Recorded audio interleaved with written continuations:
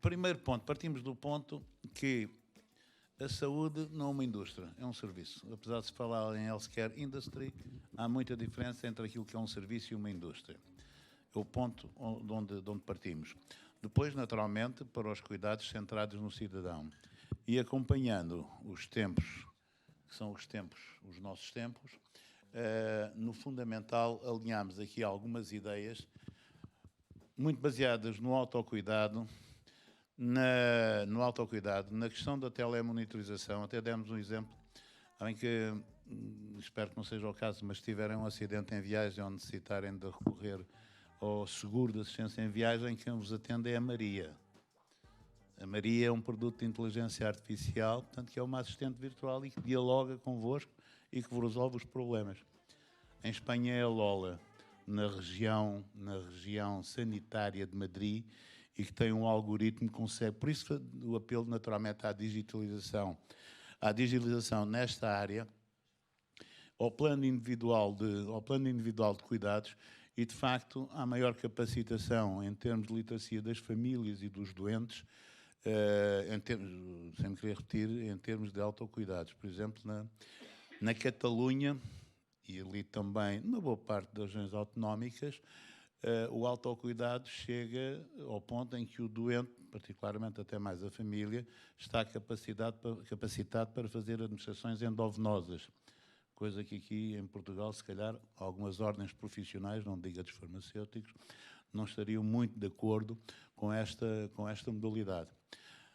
Por exemplo, demos o exemplo do gestor de conta bancária. O gestor de conta, ele não gera conta, ele gera o cliente.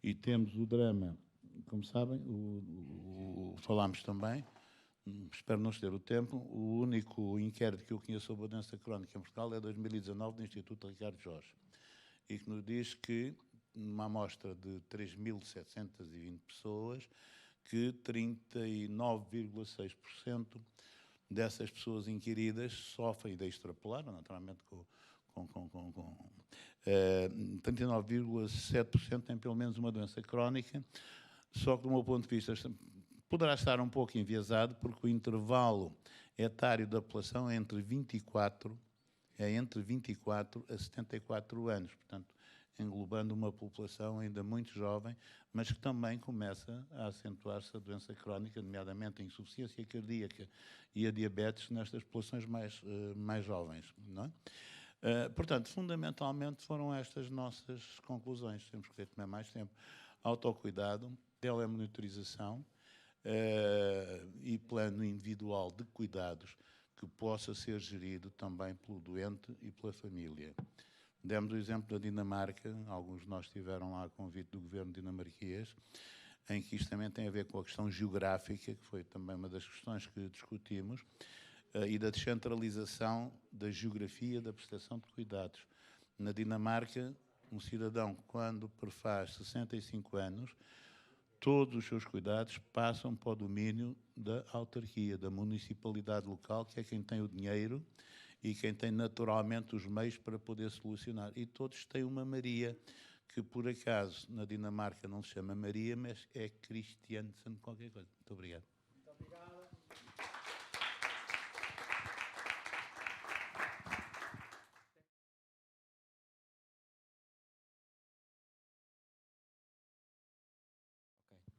Então, obrigado a todos por este momento, que foi muito interessante. Eu chamo Manuel Pereira. E aqui um pormenor muito interessante foi precisamente as várias perspectivas de discussão que se geraram ao longo das várias passagens que houve nesta mesa. E ver de que forma é que a tecnologia pode ter não só vários níveis de implementação, qual o papel que ela pode ter e depois qual é o impacto que ela poderá ter a vários níveis, nomeadamente na saúde individual, do utente, na prestação de cuidados pelos profissionais e depois no ponto de vista mais global da sociedade. E foi com base nisso, nas várias discussões que fomos tendo e nas várias perspectivas, que se geraram vários, não diria consensos, mas vários pensamentos conjuntos que tivemos e que se agregaram nestas 6 medidas. Em primeira instância, uma das coisas que fomos constatando é que a estratégia para a saúde digital, embora falemos muitas vezes uma transformação digital, o fato é que a sua definição concreta ainda não existe verdadeiramente. E nós continuamos a ver isso na medida em que cada vez mais surgem mais players, mais entidades que apelam que a saúde digital possa trazer uma mais-valia, mas continuamos a não ter uma estratégia definida para a saúde digital. E seria fundamental, esse é o nosso primeiro ponto, o reforço da estratégia da saúde digital, para que possa haver uma implementação não só de outros players neste contexto, mas também que haja uma definição estratégica de como é que essa integração é feita. E passamos a ter várias entidades que possam colaborar na saúde digital. Esse é um primeiro ponto muito importante. E aqui até se concretizou mesmo com a definição de uma arquitetura comum para a construção dos próprios modelos de bases de dados, para que possa haver essa integração mais facilitada. Foi uma medida mais concreta que nós pensámos. Ainda no contexto do acesso à saúde digital, pensámos também numa possível barreira, que é a questão da literacia. Nós falamos em saúde digital, mas o entendimento do que é que isso representa, da forma como nós utilizamos um telemóvel ou um device para fazer a nossa vigilância do estado de saúde, o acesso à nossa informação de saúde, também não é algo que nós possamos dizer que esteja normalizado, nem nada com que se pareça, antes pelo contrário. É algo que como foi referido há bocado, parece que voltámos à escola e estamos a começar a aprender a ler novamente. E é exatamente isso que também faz, que nós consideramos que seria pertinente, é a definição de uma estratégia para a literacia na saúde digital. De forma a que todos nós, não só estes presentes, mas toda a sociedade em geral, possa estar mais alinhada com os conceitos da saúde digital e de que forma é que ela pode modelar os cuidados de saúde. Com a saúde digital, nós passamos a medir também outro tipo de resultados. Resultados que nós antes teríamos mais dificuldade em fazê-lo. Se antes nós conseguíamos mensurar facilmente um ato de produção, seria muito mais difícil conseguir perceber de que forma é que a saúde da pessoa mudou durante a sua evolução clínica ao longo do tempo. Então, no nosso contexto, nós podemos, com o contexto da saúde digital, trazer uma alteração do modelo de financiamento. Não só pelo que já começou agora com as OLS, com a tal definição do modelo de pagamento com base em risco, mas também com a continuação desse reforço para outcomes de outra perspectiva, como nomeadamente a qualidade de vida, em que possa ser incluído para modelar o modelo, ou alterar o modelo de pagamento. Portanto, a outra das nossas estratégias seria exatamente a consolidação do modelo de financiamento que assentasse mais em resultados e menos em produção. Referir aqui também, muito importante, as questões ético-regulamentares. Nós aqui na Europa temos um vasto leque de considerações ético-regulamentares que têm sido concretizadas nos últimos anos, mas, no entanto, a sua própria monitorização e na implementação e na estratégia de prevenção de quebras de segurança e de confidencialidade que possam existir é algo que nós também queremos consolidar. E foi uma das nossas medidas que nós implementamos. E, para concluir também, fundamental que também foi levantado, isto é tudo um conceito muito mais digital, que parece que cria uma distância entre as pessoas, mas na realidade a questão da humanização e do papel do profissional de saúde e dos cuidadores é algo que nós consideramos que pode e será revisto naturalmente. Portanto, com a própria evolução da saúde digital, este papel será revisto, mas nunca nos podemos esquecer da questão da humanização dos cuidados, que é fundamental para que até este modelo possa ser bem sucedido. E basicamente é isto. Muito obrigado. Tinha para apresentar. Muito obrigado. É interessante esta...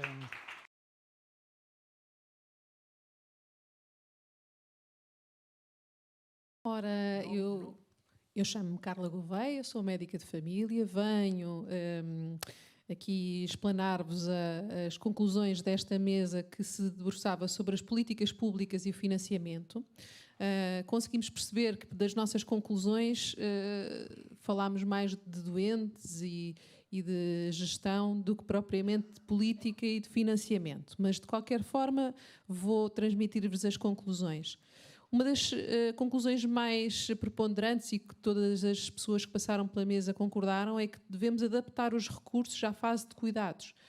Existem várias fases no processo de doença crónica e de cuidados paliativos e nessas fases existem diferentes necessidades. Nomeadamente, falámos do exemplo do doente terminal, em que se calhar algum tipo de exames complementares de diagnóstico, algum tipo de terapêuticas preventivas da morte já possam não fazer sentido. E, num plano de cuidados em que é integrado também o doente, podemos pensar em fazer uma melhor adequação dos recursos nessa circunstância. De outra forma, também, na prevenção da doença mais ajusante, termos os resultados dessa mesma prevenção, poupando recursos, que sem dúvida é um objetivo importante. Depois, visar que os resultados sejam sempre centrados nas necessidades do doente, compreender as capacidades e as necessidades individuais de cada doente para que lhes possamos fornecer efetivamente os cuidados que são necessários para ele e para a sua família, portanto, que poderão ser muito diferentes. O doente centrado, portanto, no processo de decisão. Depois, planos assistenciais integrados.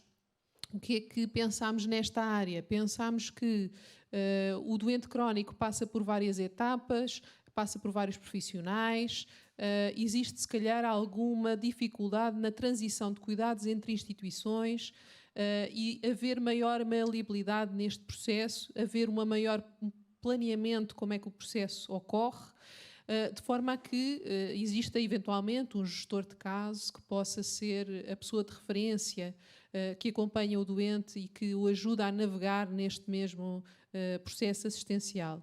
Falámos também da transversalidade integrada, no sentido em que todos os participantes deste processo têm que comunicar entre si para conseguir que o doente tenha, efetivamente, os melhores cuidados possíveis. Falámos também da potenciação dos cuidadores informais. Compreendemos que os cuidadores informais são, sem dúvida, uma parte muito importante dos cuidados ao doente, não apenas os cuidados de saúde, formalizados nas instituições de saúde e aquelas que lhes aplicam os cuidados, mas também quem está presente dia a dia, quem ajuda efetivamente o doente nas suas necessidades básicas de vida e nos cuidados de saúde. E aí os cuidadores informais poderão ser uma forma não só de personalizar os cuidados, mas também de poupar recursos e de utilizar aqueles recursos que estão na comunidade. Isso leva-nos ao ponto seguinte, em que podemos pensar numa gestão local com a integração dos determinantes sociais e ambientais, eventualmente ao nível das autarquias integradas neste processo de gestão da doença, para que possa também o setor social e o setor da saúde estarem associados para que possam prestar cuidados mais adequados à comunidade em que estão inseridos. Finalmente, consideramos que tudo isto é importante, mas que é preciso estabelecer objetivos mensuráveis, específicos, e não só ter objetivos claros para poderem ser lidos, mas também que esses mesmos projetos possam ser testados e avaliar a capacidade de os pensamentos, as ideias realmente levarem a algo que tenha resultados em saúde. Portanto, não é só fazer projetos piloto, mas é importante que percebamos se eles realmente funcionam ou não, para que possam ser replicados e possam ser integrados no sistema em geral. Foram estas as nossas conclusões. Obrigada. Muito obrigada.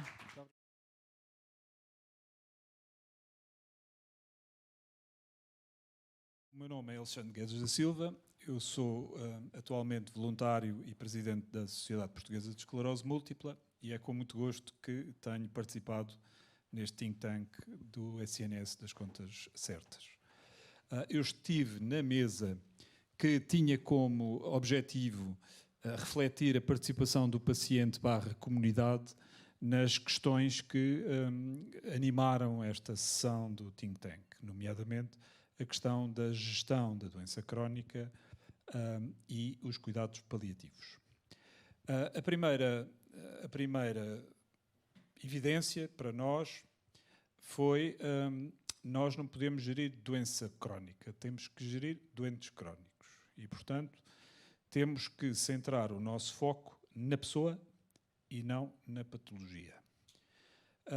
E isso implica olharmos para o processo como um processo contínuo.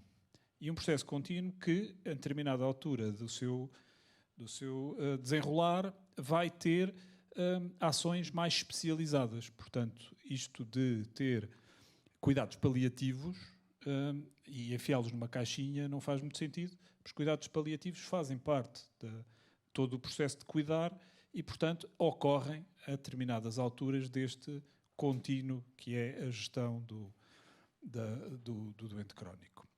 Para além disso, outra das questões que nos pareceu extraordinariamente importante foi dar ao doente crónico uma nova responsabilidade.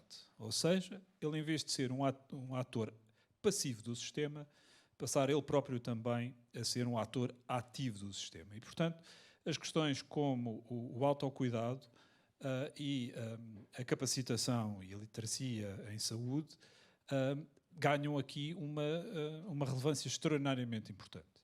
Para além disso, aquilo que também entendemos é que ele não está sozinho na problemática e, portanto, ele à sua volta tem a família, logo em primeira mão, tem aquele que se pode identificar como cuidador principal, não é? Mas tem, de facto, uma envolvente. E essa envolvente passa por aquilo que é a proximidade e a sua envolvência na comunidade. E, portanto, para nós também é muito relevante que estes processos de gestão da continuidade da qualidade de vida das pessoas, porque na realidade aquilo que nós fazemos é, ao tornar uma doença crónica, ela deixa de ser fatal, e deixando de ser fatal, aumentamos a esperança de vida, mas queremos esperança de vida com qualidade. E, portanto, nesta gestão, aquilo que importa principalmente à pessoa é que tenha boa qualidade de vida, consiga continuar a ser funcional, a angariar o sustento, a participar nas atividades do seu dia-a-dia e as atividades da sua comunidade. Portanto, ele não quer deixar de ser um ator ativo naquilo que são a sua envolvente. E nessa problemática, aquilo que também nos pareceu é que nós não podemos olhar para isto só numa lógica de melhorar a eficiência e eficácia da intervenção. Nós também temos que olhar aqui para a questão do investimento. É que cada vez que nós conseguimos dar mais anos de vida com qualidade às pessoas, nós estamos a investir nelas. E ao fazer esse esforço, nós estamos necessariamente à espera que haja um retorno desse investimento. E o retorno desse investimento pode ser uma sociedade mais equilibrada, mais feliz, mais estável. Não é? E, portanto, para nós este assunto por exemplo, do valor, que foi algo que nós também olhámos com muita profundidade, é extraordinariamente importante. Ou seja, não é a quantidade que interessa, mas sim o valor que essa intervenção, ou que essa quantidade de intervenção aporta àquilo que é a vivência da pessoa com doença crónica e da sua envolvência. Portanto, temos aqui 6 medidas. Eu pedi aos meus colegas que me fizessem aqui o favor de colocar as medidas. Começo logo pela primeira, ou seja, a participação ativa da pessoa com doença crónica através dos PROMs e dos PREMs. Portanto, nós entendemos que isso é uma obrigação do sistema, ou seja, nós temos que ser capazes de perguntar às pessoas e de dar a facilidade às pessoas delas poderem também exprimir a sua opinião sobre o que é que se está a passar e qual é a evolução. E temos também aqui a questão do plano de cuidados, em conjunto com a equipa multidisciplinar, com apoio no digital e com avaliação periódica ou então monitorização continuada. Temos também a capacitação do doente crónico e da sua família em saúde para o autocuidado, que também nos parece que é extraordinariamente importante. O autocuidado só existe se a pessoa tiver capacitada, a pessoa e a sua envolvente tiverem capacitados para isso, porque se não tiverem, podem estar a fazer pior do que a emenda, não é? Depois, agora com letras mais pequeninas, e agora tenho que pôr os óculos, a equipa nuclear próxima que inclui a pessoa com doença, ou seja, deve haver uma equipa nuclear próxima que está envolvida na definição do plano individual de cuidados e devem ser apoiados por tecnologias adequadas e, de preferência, com a introdução de inteligência artificial. Depois temos melhorar a literacia em saúde dos doentes crónicos, colaboração ativa da comunidade, município, freguesia, cuidador, com a ajuda da tecnologia em proximidade. medidas de resultados centrados na pessoa e nas suas perspectivas, medir valor e não quantidade. Pronto, isto foram as nossas medidas para a ação e, portanto, basicamente aquilo que importa dizer da nossa perspectiva é que nós temos que olhar para a pessoa com doença crónica e para a sua equipa como um ativo e, sobretudo, como um ativo extraordinariamente importante na resolução deste problema e na sustentabilidade do SNS. Muito obrigado. Muito obrigado, Alexandre.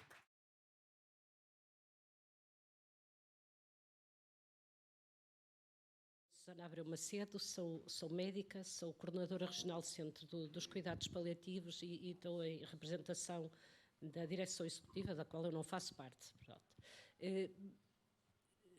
Eu gostei muito de todas estas discussões, acho que foi uma tarde muito produtiva, sinto-me enriquecida, mas lá está, tudo isto que nós estamos aqui a produzir e as recomendações e as ideias que tivemos, caem pela base se não tivermos profissionais para as executar.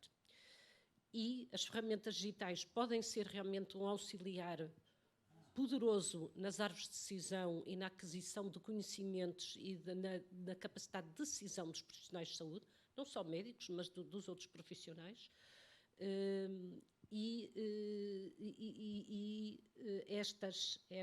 Esta capacidade de nós podermos, em tempo real, ter acesso, por exemplo, a opiniões de outros colegas ou de recomendações internacionalmente validadas, pode ser realmente um auxiliar precioso para quando, principalmente para quem trabalha fora dos grandes centros e não tem acesso a equipas multidisciplinares, poder ter na mão as melhores práticas validadas internacionalmente. Isto é realmente algo que é muito poderoso. É evidente que nós não podemos, eu peço desculpa, tenho de ir ali porque não me lembro tudo de uma maneira sistematizada daquilo que pensei, mas há uma coisa que creio que nós, ao falarmos de profissionais de saúde, temos também de nos lembrar de alguns profissionais do setor social, nomeadamente os que estão nas residências para idosos, daquilo que nós chamamos os lares de idosos, que muitas das vezes são desvalorizados e que são, em muitos dos casos, dos nossos doentes crónicos e complexos e que estão dependentes e por isso estão institucionalizados e que estão muitas das vezes fora do sistema.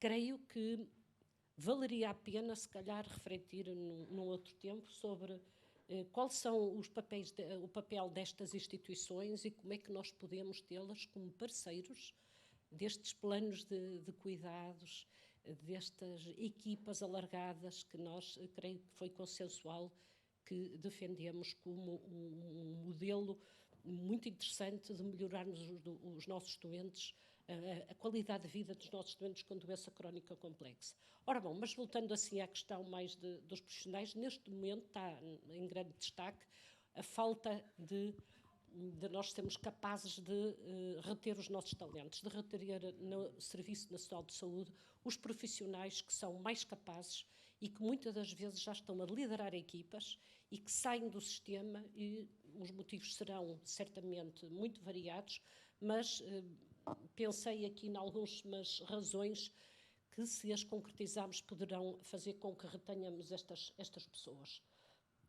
Uma delas é realmente valorizar a liderança. A liderança, e a liderança intermédia, principalmente, neste momento, não é muito valorizada. O mérito não é premiado. Portanto, temos muito a tendência de nivelar por baixo, pensando que temos todos de fazer o mesmo e ao mesmo nível, e isto é errado. Aliás, as equipas e os serviços de excelência estão previstos e estão na mesa, portanto, nunca poderemos estar a nivelar por baixo os cuidados. O mérito deve ser premiado, deve ser valorizado. O ensino, muitos de nós aqui somos profissionais e ao mesmo tempo temos alunos, temos estudantes, temos estagiários e não temos qualquer remuneração nem nenhuma valorização por esse facto, e isso parece-me errado. A transmissão do conhecimento é essencial para nós podermos passar aquilo que fomos aprendendo, porque há o conhecimento e há a sabedoria. Os mais velhos, se calhar, têm mais sabedoria, os mais novos vão trazendo novos conhecimentos e deste intercâmbio das várias gerações e dos níveis de conhecimento que poderemos ter um Serviço Nacional de Saúde mais capaz e com profissionais mais motivados. Nós não podemos continuar a realmente não premiar esta transmissão de pensamentos, de ensinamentos. E outra coisa que muitas das vezes somos muito pouco tolerantes em relação a maneiras diferentes de ver as coisas e maneiras diferentes dos nossos colegas trabalhar. Há colegas que trabalham realmente de uma maneira que nós podemos dizer isto é completamente fora daquilo a que nós estamos acostumados, mas são válidos, são muitas das vezes vêm coisas fora da caixa, são elementos essenciais na mudança para não se cair na rotina, naquele rame-rame que é tão desgastante e que muitas das vezes levam colegas a desistir deste serviço público. O combate ao desperdício. O combate ao desperdício de tempo, nós somos dos países em que se trabalha mais horas e onde se produz menos. E quando estou a falar de produção, não estou a falar de quantidade de consultas, estou a falar daquilo que nós vemos quando chegamos ao fim do dia. E eu ajudei pessoas, eu fui capaz, eu e a minha equipa, de chegarmos a algo de diferente, a algo de mais construtivo, de melhor qualidade de vida. Nós temos secretariados ineficientes, computadores que estão completamente desajustados às necessidades, software que não se liga com outros softwares de outras instituições, às vezes até dentro da mesma organização. Temos passos, muitas das vezes, do nosso trabalho que não está informatizado. Não temos uma política de gestão de conflitos. Os serviços de recursos humanos deviam ter, como em muitas organizações privadas têm, obrigatoriamente alguém ou equipas muito focadas na gestão dos conflitos e que eu saiba, pelo menos nos serviços e entidades onde trabalhei, nunca encontrei, e em que realmente haja também lugar para a inovação, para que uma pessoa se sinta alavancada para melhorar, para ultrapassar muitas dificuldades. Outra coisa que acho que era importante promover era realmente a formação. Hoje em dia, quem quer fazer uma pós-graduação, quer fazer um mestrado, quem quer fazer um doutoramento, tem de repor horas, não é penalizado na prática por querer avançar. E ainda tem que apagar. Portanto, isto é um paradigma que tem que se mudar, porque senão nós não vamos reter os melhores. Haver flexibilidade dos horários, um dos motivos que um estudo que eu agora não me estou a recordar de quem foi, que li, que hoje não consigo encontrar. Quais são os motivos que levam, em primeiro lugar, os profissionais de saúde a sair? Não é tanto a remuneração. Em primeiro lugar, é a flexibilidade de horários e outra coisa é a autonomia. Na definição, ou não é só autonomia, é participação nas organizações em termos da definição de objetivos e de modos de trabalhar. Sentimos-nos muitas vezes como robôs que temos de fazer tudo a mesma coisa, da mesma maneira, com o mesmo horário de trabalho. As pessoas são diferentes, umas são early birds, outros são notívagos, portanto, não podemos tratar as pessoas todas como iguais. Nós não somos iguais. Os doentes não são iguais, mas os profissionais de saúde também não. Portanto, pareceu-me uma coisa bastante interessante. Lá está, a participação dos profissionais na sua definição de objetivos.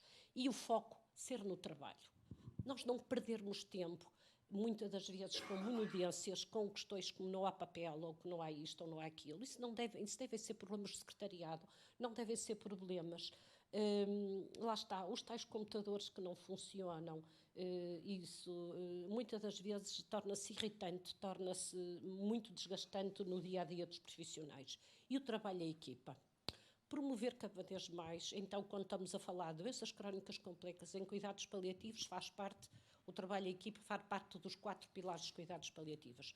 Nas doenças crónicas complexas tem de se trabalhar da mesma maneira. Isto não é só o médico, ou só o enfermeiro, ou só o terapeuta, ou só o auxiliar, ou só o podologista, ou só o nutricionista. Todos temos de estar a trabalhar em uníssono para fazer um plano, um diagnóstico da situação do nosso paciente, da família, no seu contexto, e fazer um plano. E isto deve começar, no meu ponto de vista, logo na formação. Ou seja, isto foi um repto que eu já lancei à instituição de ensino onde eu trabalho, que é, por que não, em determinadas áreas, começar-se a fazer ensino em sala, ou sem ser em sala, ao mesmo tempo, dos vários profissionais de saúde em áreas em que depois têm que trabalhar juntos. Fazem formação separada, mas depois têm que trabalhar juntos com uma linguagem comum. Se isto começar na formação pré-graduada, se calhar é mais fácil. E isto é outro repto que lanço a quem está muito focado na questão do ensino pré-graduado. E depois lá está, em termos de crescimento profissional, os profissionais de saúde, muitos deles investiram muito no seu estudo, na sua formação, gastaram muitos anos da sua vida, da sua juventude, para depois não querem ser robôs, querem ser autónomos, querem aprender com os erros, ser capaz de os reportar, de os discutir, de ser capaz de crescer dessa maneira, mas também ser elogiado. Há muito pouco lugar a elogio, muito pouca crítica não construtiva nas organizações de saúde. Promover aquilo que eu chamo uma paixão harmoniosa em equipas, creio que é aquilo que nós precisamos. Mas para promover esta paixão, há aqui muitos componentes que numerei e creio que haverá outros mais que não estou a ocorrer e que são essenciais para podermos cativar os talentos e termos realmente um SNS bem mais forte. Muito obrigado. Muito obrigada. Muito obrigada.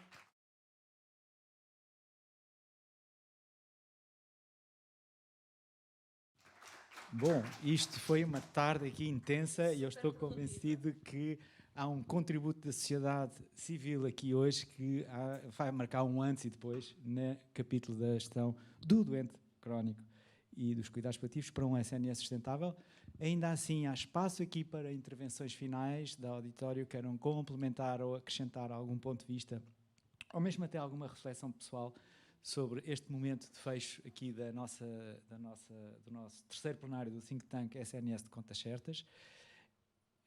Relembrar, nunca é de mais, nunca é de menos, que esta iniciativa é possível graças ao apoio e a uma colaboração de muitas organizações, mas entre elas 3 organizações portuguesas que estão aqui, que se destacam como os sponsors desta iniciativa, cujos representantes também estão aqui. Aproveito para pedir uma salva de palmas. Carla Gonçalves Pereira, Ana Jabel e o próprio, não está cá o CEO, mas o José Paulo Carvalho, o CEO da Opcare. Isto de facto mostra como Portugal pode liderar também na inovação na área da saúde e estamos cientes que isso vai ser assim. Comentários finais? Posso fazer? Claro, mas quer dizer, eu ia dar prioridade à audiência, Alexandre, se não te importares, mas guardas um minuto da tua atuação. Assistência, comentários? Eu creio que tem-se trabalhar muito indicadores, não é? Esta produção por quantidade tem que trabalhar, isto não é maneira medinada. Vê-se então agora com a campanha eleitoral, diz-se, nunca se fizeram tantas consultas, nunca se fez não sei o quê, e será que estamos a ser capazes de responder às necessidades dos nossos doentes? Temos que ter outros indicadores, e isso não é fácil. Vamos a isso. Quem é que quer pegar nesta deixa? Vamos aqui. Obrigado. Assim lançamos aqui a deixa. Obrigado, doutora Susana, por... Identifique-se, por favor, com o nome, que isto está a ser gravado e nós depois podemos perder as pistas. Abel Abejas. Obrigado, doutora Susana, por esta introdução. De facto, não é tanto a quantidade, sino a qualidade. E para medir a qualidade é realmente importante centrar os cuidados na pessoa. E para centrar os cuidados na pessoa é importante olhar para as experiências das pessoas como doentes e, sobre todo, como transformar estas experiências en resultados que consigan ser mesurados. Portanto, é decir, basear a medicina tamén nas necesidades das persoas faz con que a medicina tamén sea máis personalizada e, sobre todo, máis individualizada e tamén, de unha forma ou de outra, consigue non ter unha mellor gestão dos custos, né, que están asociados aos propios cuidados, como tamén unha forma tamén de basear a medicina nos valores, né, é dicir, no valor non só económico, sino tamén en outros valores. Cando se fala na medicina baseada no valor, parece que falamos só da parte economicista ou utilitarista da medicina, cando en realidad tamén há outros valores que tamén son importantes terem trazidos a esta medicina baseada nas necesidades. Portanto, acho que é moito máis importante ter esta medida dos outcomes, portanto, esta medida dos resultados, que no que fixemos 350.000 cirurgias ás cataratas, mas temos mitad da populación a non ver porque correu todo mal. Portanto, e isto acho que é moito importante, sobre todo nos cuidados en fin de vida, é fundamental. Obrigado. Muito obrigado. Mais intervenções?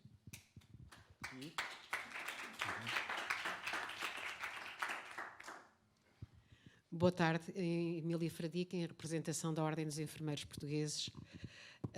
O que nós queremos transmitir da parte da Ordem dos Enfermeiros é que tudo o que estamos a falar hoje foi importantíssimo e foi muito interessantíssimo. Toda esta fala-se muito do multidisciplinar e foi o que se passou aqui hoje, um enriquecimento de várias pessoas que também somos pessoas e que também pensamos. E aparece-me na área também aqui uma palavra que é o legado, que é importantíssimo, o legado que vamos deixar, quer aos nossos e quer para nós próprios utilizarmos os serviços de saúde do qual estamos aqui a falar hoje. E a Ordem dos Enfermeiros nesta questão tem muito como uma lapalice que tem a ver com a questão que este instrumento e todos os instrumentos digitais como apoio ao cuidar. Porque quantas pessoas que não têm a possibilidade de literacia para a saúde, que também tem que ser trabalhada a nível da prevenção, para poderem utilizar o digital. E ter o acompanhamento em fim de vida, que tanto falamos, a questão de acompanhar em fim de vida não é só dar a mão. E a Ordem dos Enfermeiros quer falar também nesta questão da falta de recursos a nível destes profissionais de saúde, assim como há nas outras áreas, mas nós temos que falar da nossa especificamente, da Ordem dos Enfermeiros. Muito obrigada.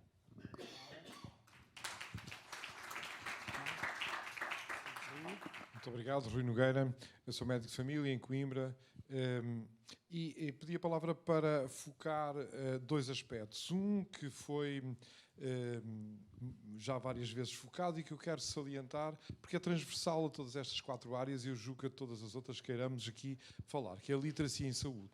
A literacia em saúde vai ser, e continuará a ser durante, enfim, muito tempo, fundamental nos dias que correm. Em todas as áreas que queiramos abordar, a literacia em saúde vai ser, fundamental. Seja no digital, seja para os profissionais, seja nos doentes, seja em que dimensão for, nós temos que considerar a literacia em saúde como uma área em desenvolvimento e fundamental para qualquer política desenvolvida de saúde. O outro foco que gostaria de salientar não foi, julgo eu, focado e talvez, ou seja, talvez de uma forma mais subentendida, mas eu julgo que não podemos esquecer, que é a dimensão de tempo. A dimensão de tempo hoje é diferente da dimensão de tempo que tínhamos há 10 ou 20 anos, porque o tempo hoje é muito mais rápido. E o problema que temos hoje de doente crónico, e eu chamo aqui a atenção para discordar do título doença crónica, eu falei logo isto na primeira mesa em que estive, é doente crónico e não doença crónica, temos que nos focar no doente crónico, e aliás fez muito bem o foco quando há pouco fez a sua intervenção. A dimensão de tempo eu julgo que é uma dimensão para a qual nós temos que dedicar uma atenção especial. E não falámos aqui na dimensão de tempo. O tempo hoje corre muito mais rápido. Aquilo que vai ser o doente crónico nos próximos 3 ou 4 anos é muito mais do que aquilo que era o doente crónico há 3 ou 4 anos atrás. Ou seja, nós temos de ser muito céleres a desenvolver políticas de saúde focadas na gestão do doente crónico, ou seja, a desenvolver as tecnologias necessárias, a formação necessária, a formação profissional necessária, a literacia em saúde necessária para que consigamos chegar ao doente crónico com mais efetividade do que aquilo que temos feito. Naturalmente que há imensas áreas a desenvolver, mas não podemos desfocar da dimensão de tempo e da rapidez da ação, que não é a rapidez dos políticos. Os políticos, porque são ignorantes na área, enfim, digamos assim, perdoem-me os políticos que aqui estão, mas os políticos são ignorantes. Quando pensam em saúde, falam de urgências. Quando pensam em investir no centro de saúde, dizem para pôr raio-x no centro de saúde. Quer dizer, não se lembram que o atraso que há na cirurgia da catarata é dramático. O atraso que há nos aparelhos auditivos é dramático. Quer dizer, as pessoas não têm mobilidade, não têm cadeira de rodas, e é dramático. E não têm apoio de fisioterapia, é dramático. E não têm imensas outras coisas, e as crianças também, estava a falar só dos idosos, mas podíamos estar imenso tempo a falar daquilo que faz falta. O raio-x de tórax, o raio-x no centro de saúde não faz falta nenhuma. E os políticos falam de coisas de há 10 anos, ou de há 20. O raio-x nem é de há 10, é de há 20 anos. Não é? Não vale a pena estar a falar em ignorância. E os políticos falam com ignorância. Às vezes chocante. Perdoem-me os políticos. Obrigado. Salva de palmas. Salva de palmas. Manuel Delgado, esta conversa que tivemos hoje e o tema leva-me a ter que dizer isto como um apelo aos nossos políticos e aos diferentes partidos que estão agora na liça para a governação do país.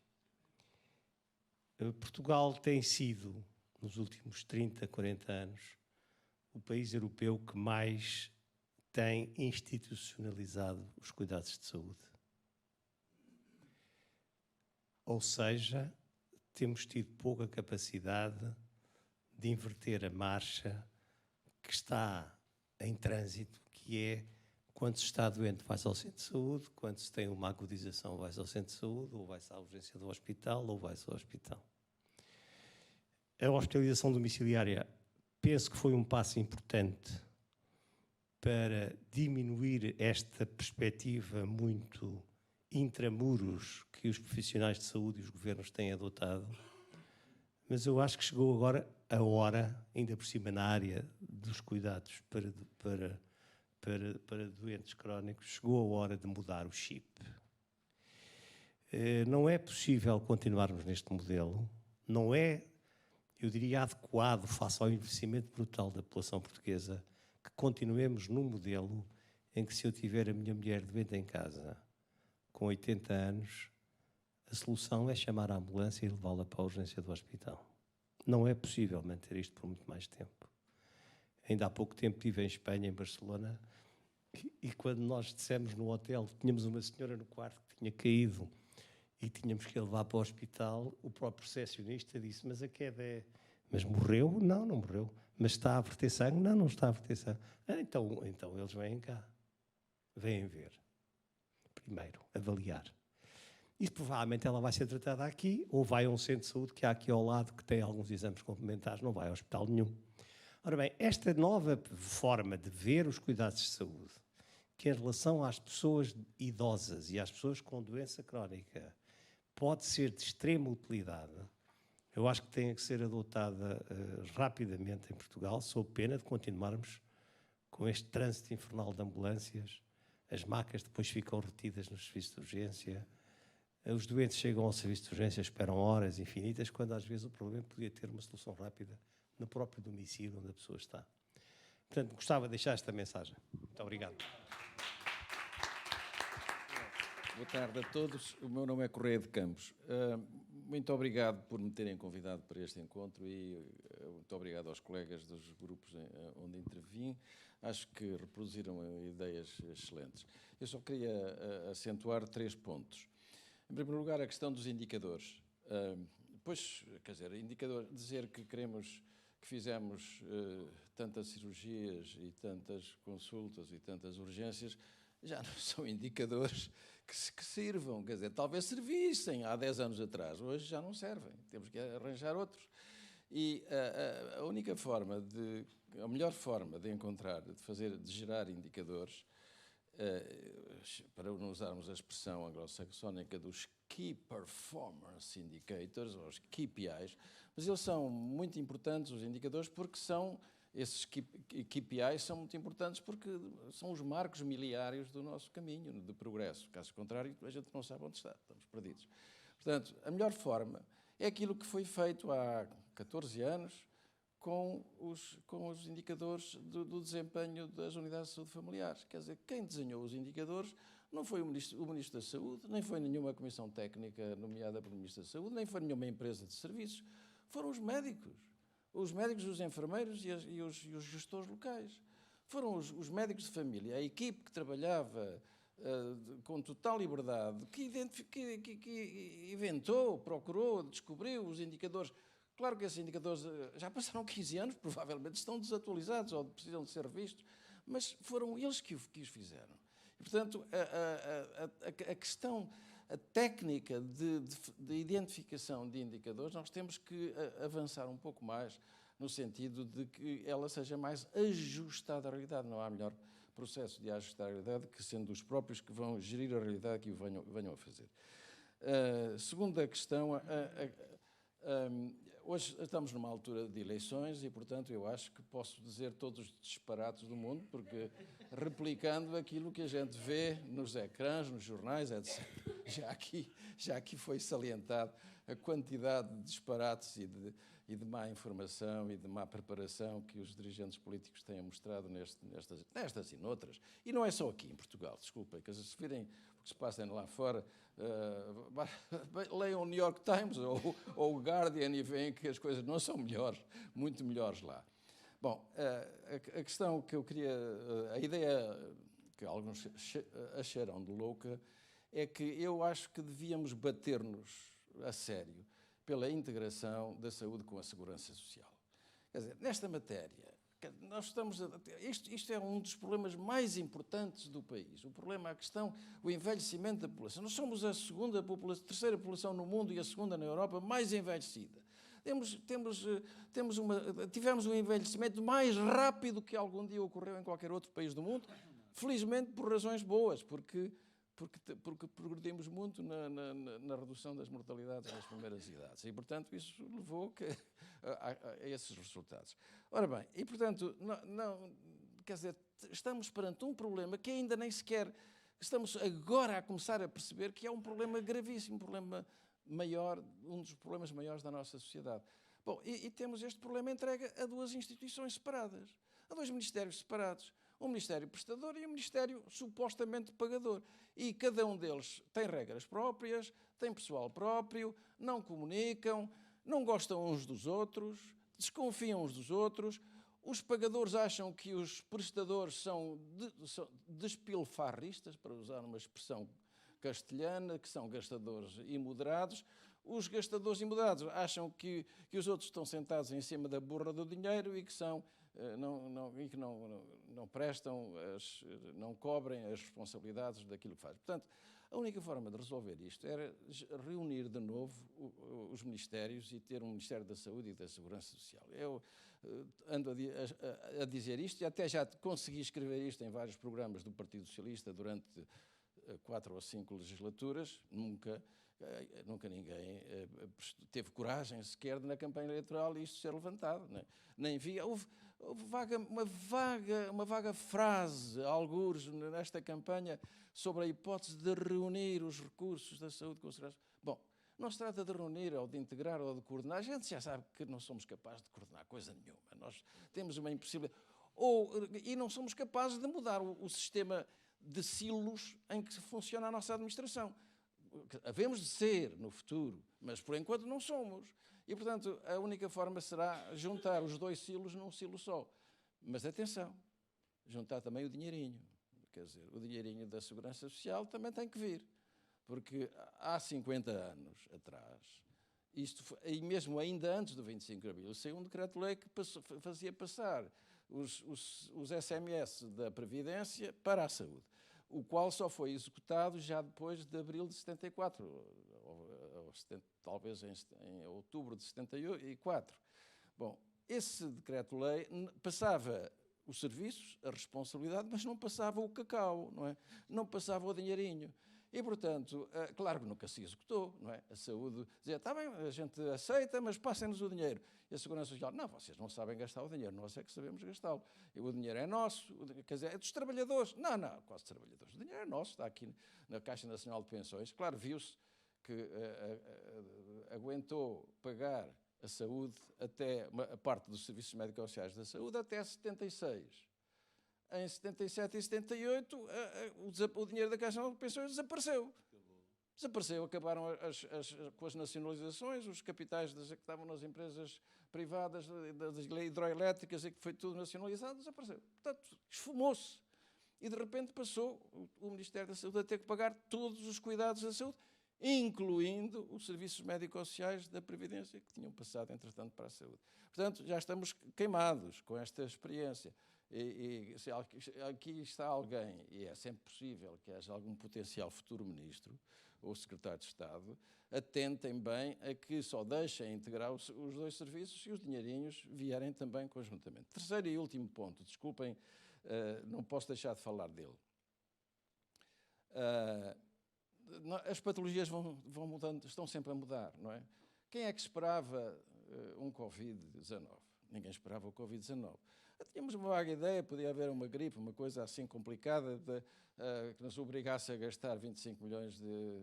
Foram 25 milhões de euros com aquela porcaria do... Como é que se chamava aquilo? Aquele produto que se comprou, aquele antivírico, mas que se produziu e que ficou guardado em Alcochete. Pois, foi guardado em Alcochete para... Tamiflu. Parece que não é porcaria, agora voltou-se a ele, parece, não é? Portanto, há sempre medicamentos que levas e eles regressam e tal. Bom, gastámos 25 milhões para o Tamiflu, 25 milhões de euros, que nos faziam tanta falta para outras coisas, e que foram metidos num armazém no campo de tiro de Alcochete. Portanto, já devem ter sido queimados, espero eu, senão já deve estar destruído. Bom, portanto, nós vamos, quer dizer, e vamos ter, estamos a ter uma nova epidemia. As pessoas não dão conta disso, porque ela é silenciosa, que é a resistência aos antimicrobianos. E nós estamos a ter, quer dizer, o mundo inteiro tem estimativas feitas pela pessoa que inventou os DALYs, o Disability Adjusted Life Years, ou AVALs, como quiserem em português. Em 2019, artigo publicado no Lancet de fevereiro de 22, 1,8 milhões de mortes anuais no mundo inteiro atribuídas diretamente à resistência aos antimicrobianos. E 3,2 milhões de mortes associadas, portanto, outras causas, mas associadas aos antimicrobianos. Se nada se fizer, em 2060 serão 50 milhões de mortos anuais atribuídos a isso. Bem, claro, isso podem dizer... Quer dizer, o primeiro número é absolutamente... é uma estimativa com os mais recentes recursos da capacidade de estimação.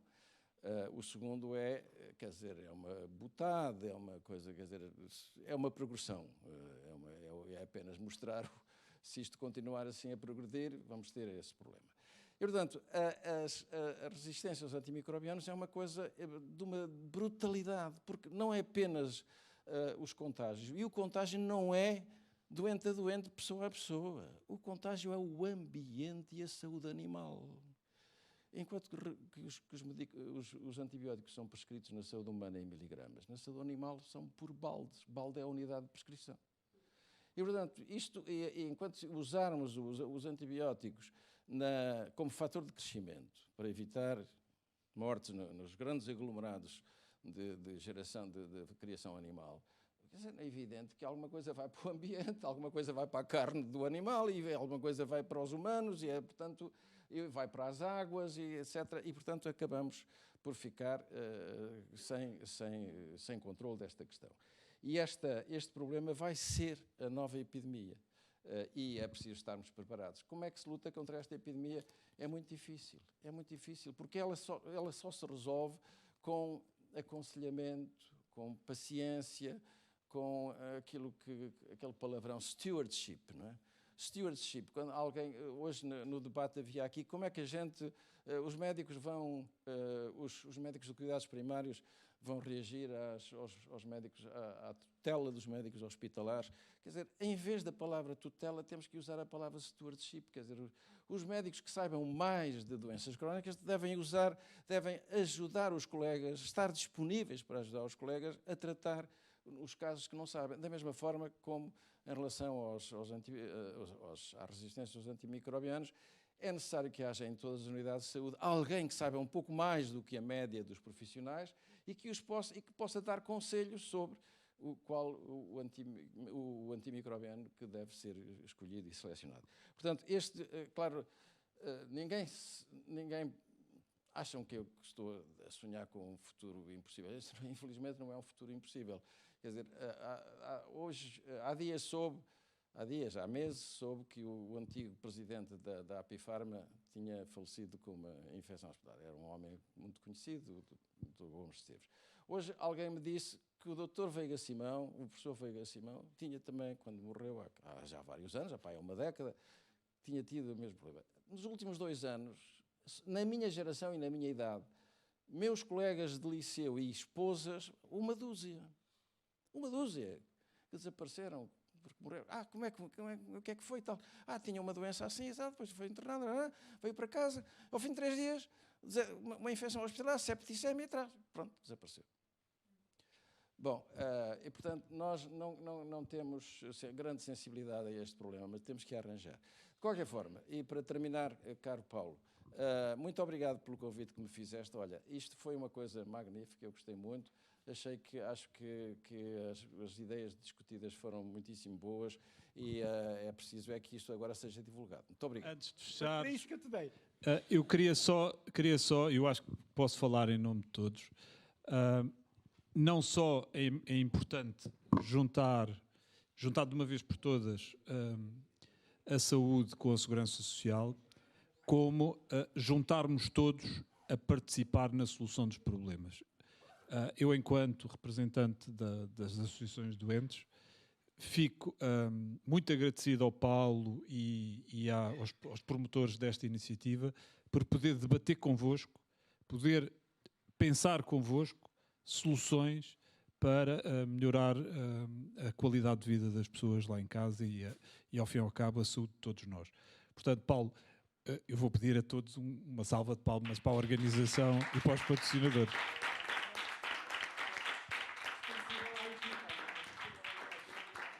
E eu peço desculpa, mas eu amanhã não consigo estar convosco. Vou estar em Évora e, portanto, boa sessão para amanhã. E bom regresso a casa.